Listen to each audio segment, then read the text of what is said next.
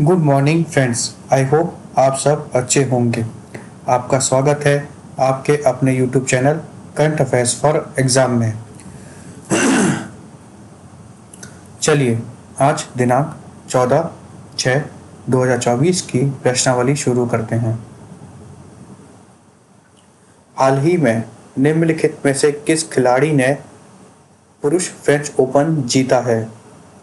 Alexander Zverev, Carlos Alcaraz, Casper Ruud, Jannik Sinner. इसका सही जवाब है कार्लोस एल्कराज। कार्लोस एल्कराज ने हाल ही में फ्रेंच ओपन जीता है। यह कार्लोस एल्कराज का तीसरा ग्रैंड स्लैम खिताब है। चलिए अगले प्रश्न पर आते हैं। हाल ही में निम्नलिखित में से किस खिलाड़ी ने महिला फ्रेंच ओपन जीता है? ईगा स्विटवेक, jasmine Paolini, गाफ cocoa, Sabalenka Aryna. इसका सही जवाब है ईगा स्विटेक।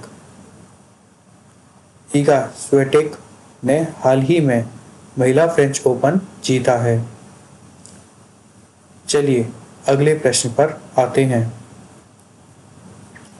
प्रत्येक वर्ष विश्व रक्तदाता दिवस कब मनाया जाता है?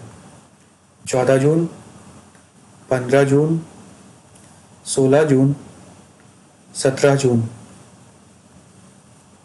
इसका सही जवाब है 14 जून। विश्व रक्तदाता दिवस हर साल 14 जून को मनाया जाता है। इसकी स्थापना 2004 में हुई थी। विश्व रक्तदाता दिवस 2024 का थीम है 20 years of celebrating giving. Thank you blood donors. चलिए अगले प्रश्न पर आते हैं। हाल ही में निम्नलिखित में से कौन भारतीय नौसेना की पहली महिला हेलीकॉप्टर पायलट बनी? अनामिका राजीव, प्रिया जिंगन, दिव्या शर्मा, अभिलाषा बराक। इसका सही जवाब है अनामिका राजीव। अनामिका राजीव भारतीय नौसेना की पहली महिला हेलीकॉप्टर पायलट बनी है। चलिए अगले प्रश्न पर आते हैं। हाल ही में प्रेम सिंह तमांग ने निम्नलिखित में से किस राज्य के मुख्यमंत्री के रूप में शपथ ली है? मिजोरम, मणिपुर, सिक्किम, नागालैंड। इसका सही जवाब है सिक्किम। हाल ही में प्रेम सिंह तमांग ने सिक्किम के मुख्यमंत्री पद के रूप में शपथ ली है। प्रेम सिंह तमांग सिक्किम क्रांतिकारी मोर्चा पार्टी के अध्यक्ष हैं। चलिए अगले प्रश्न पर आते हैं।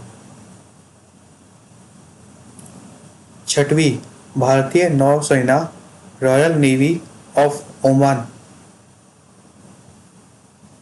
स्टाफ का आयोजन निम्नलिखित में से किस स्थान पर किया गया था? मैं फिर से रिपीट करता हूं।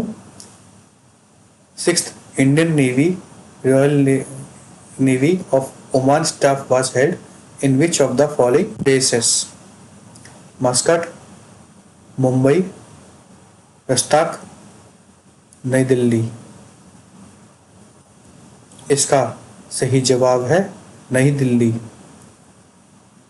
छठवीं भारतीय नौसेना और royal navy of Oman staff की नई दिल्ली में बैठक आयोजित की गई थी।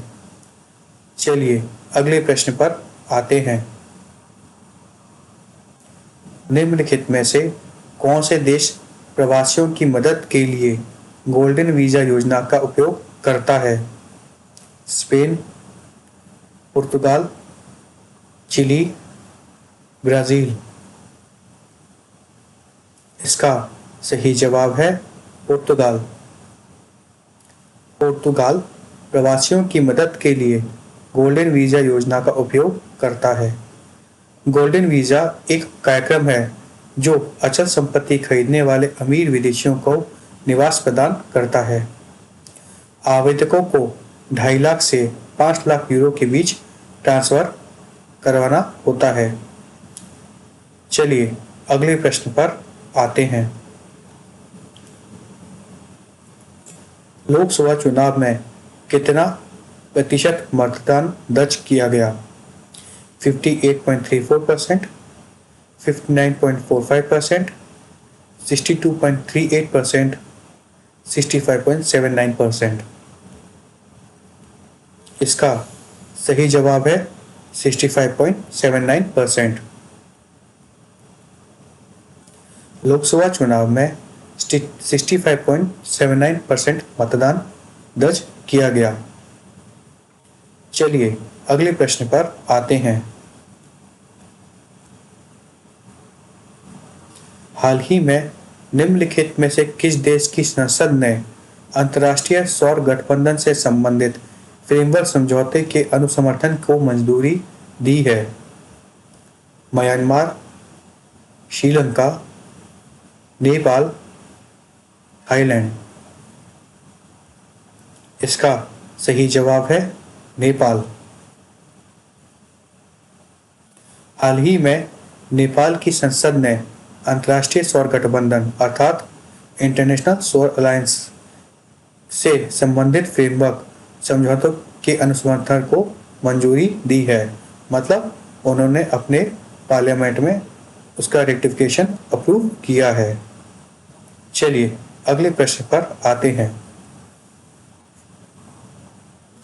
हाल ही में फोनपे ने निम्नलिखित में से किस देश के प्लेटफॉर्म पिकामी के साथ साझेदारी की घोषणा की है? Sri Lanka, Malaysia, Thailand, Singapore.